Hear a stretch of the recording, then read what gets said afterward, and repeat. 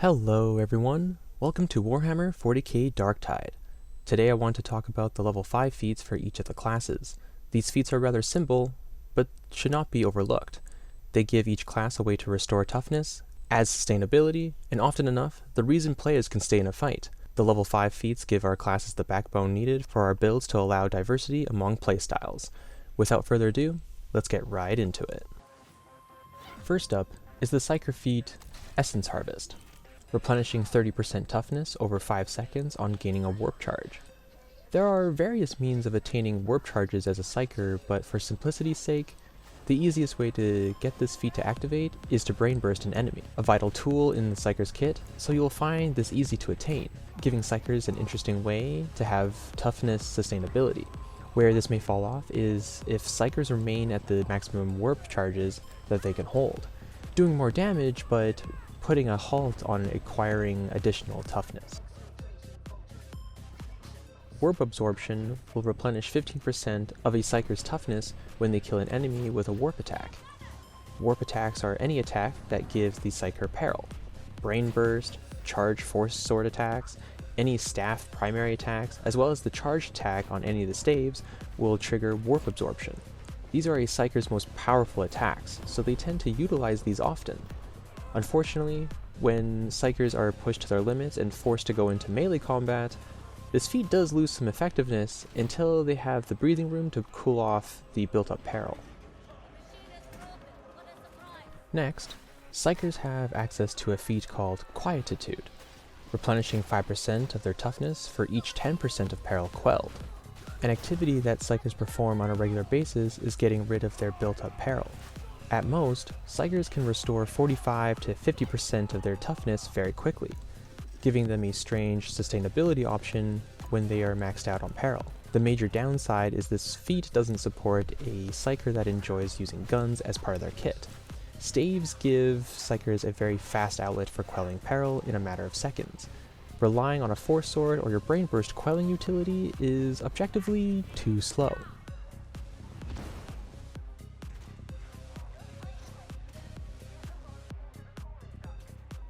Ogrins have extremely simple perks which I feel can be interchangeable depending on playstyle alone. Linchpin gives Ogrins an additional 100% toughness replenishment. This feat is worded a little funny. This might get a little technical, so stay with me here.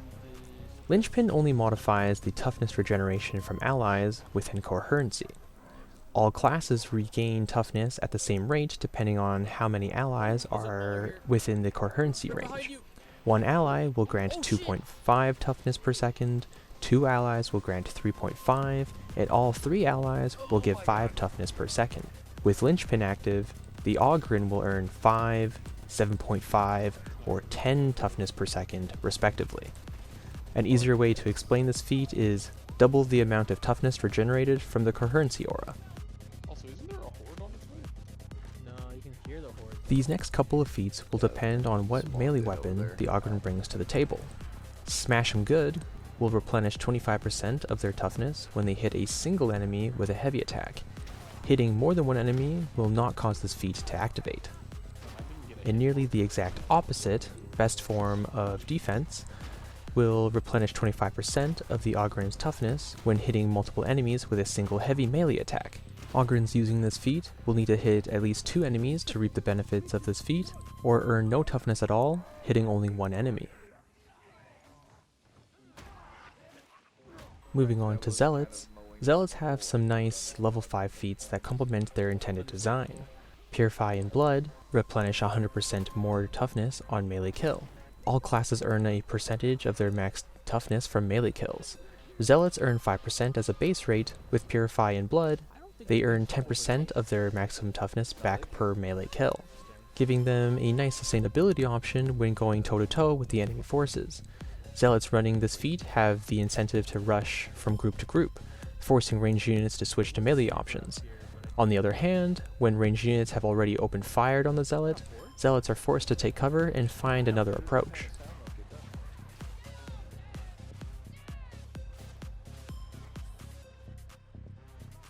The next feat is Faith Restored, A smooth 50% toughness damage reduction for 4 seconds from all sources as long as the Zealot can produce a critical hit. The critical hit can be attained from melee or ranged combat.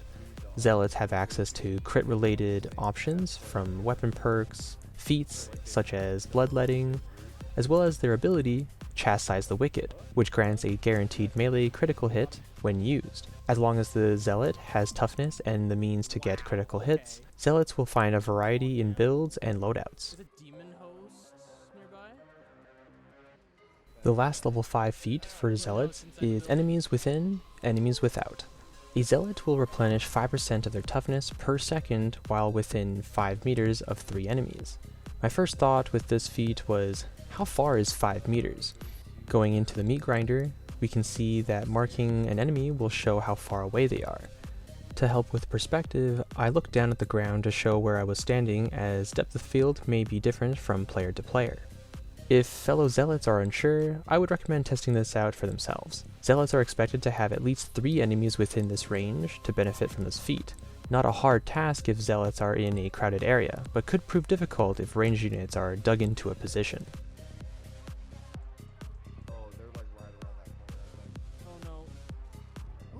Last but not least, the Veteran feats.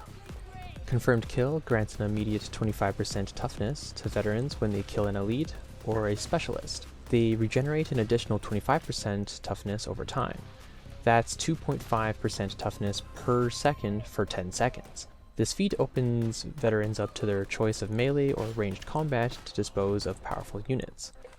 Veterans will also find that the secondary effect can also stack, giving sustainability while in a firefight. Confirmed Kill only specifies elites or special units, so purging lesser units won't provide any benefits. Exhilarating Takedown gives veterans 15% toughness replenishment from ranged weak spot kills. As long as veterans have good aim, they can withstand more punishment at ranged combat. Unlike Confirmed Kill, Exhilarating Takedown provides more options when choosing a target for toughness replenishment. When forced into a melee combat, veterans will need to be cautious and retreat accordingly.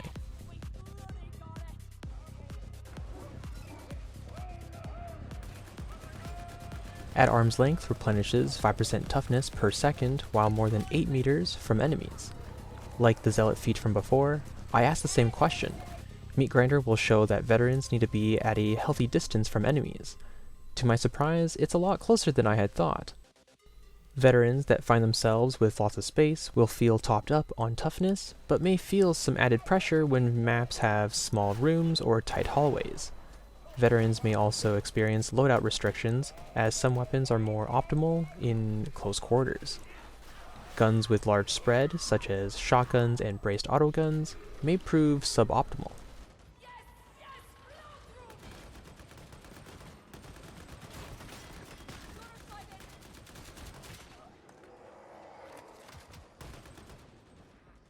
Those are all the level 5 perks available to each class. Which feat works better for your playstyle? Did you find you may be using the wrong one? I'll add a link to the description that gives a nice breakdown on how toughness works and the varying feats that affect it. Please do note, this guide is from a few months ago, so most of it is accurate, but not all of it. For now, it's time to wrap up, so as always, like and subscribe if you enjoyed the video, and I hope to see you in our next purge. Bye-bye!